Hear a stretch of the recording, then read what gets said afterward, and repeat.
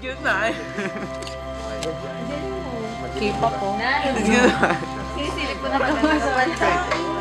Now, with sa exposure na, guys, listen up.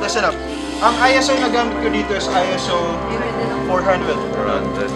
I think masyadong saturated yung settings ko, so I want to use a lower saturation setting. Naka-vivid ako. I want to use a...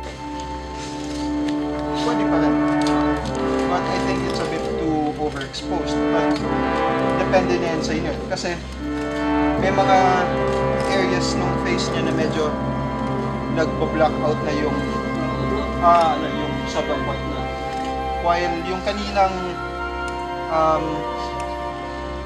setting ko, I still get detail with my highlights. Shadows pa din natin ayusin later on.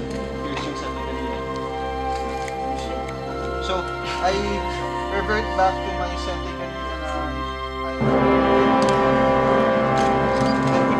Ryan, umami ka na. Umami ka na, Ryan. Okay, chin up konti. Sino ginahasa mo? Chin down pa rin. 3 years lang ah. So yan, Nag-iiba yung shape ng mukha niya.